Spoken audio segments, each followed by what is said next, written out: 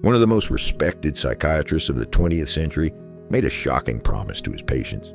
He told them he could dramatically change their depression in just 14 days. Not with expensive technology, not with complicated techniques.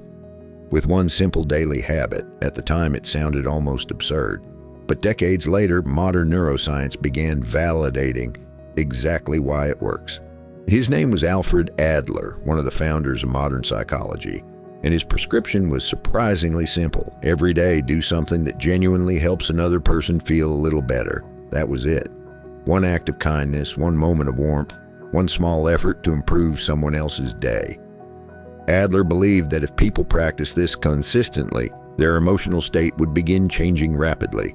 At first glance, the advice sounds almost too simple, until you understand what depression and chronic worry often do to human attention. When people spiral emotionally, attention usually collapses inward. The mind becomes trapped replaying personal fears, regrets, and imagined futures. The brain begins circling itself endlessly, and the more isolated the focus becomes, the more suffering often intensifies. This is not weakness. It is part of how human attention works under stress. Adler recognized something important. Trying to endlessly think your way out of emotional pain can sometimes deepen the loop instead of breaking it. The attention needs somewhere else to go. Modern neuroscience now helps explain why helping others can shift emotional states so powerfully. Acts of kindness are associated with increased activity in reward and bonding systems inside the brain. Oxytocin, dopamine, serotonin, and other mood-related processes become involved. Stress responses can decrease.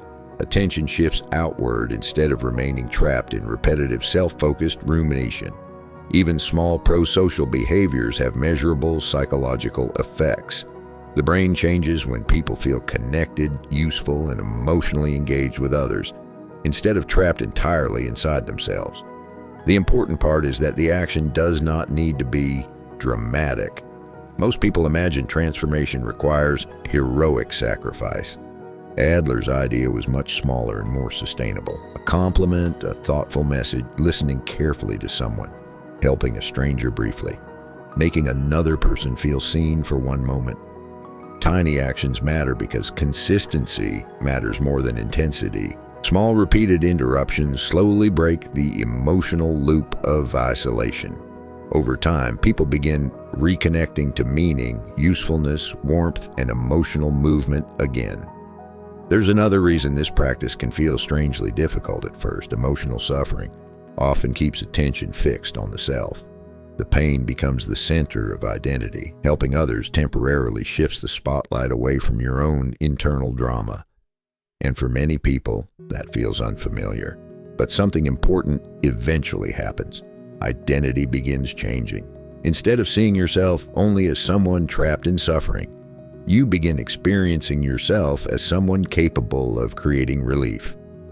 That shift matters psychologically more than most people realize. So does this mean becoming endlessly self-sacrificing? Ignoring your own needs would be unhealthy.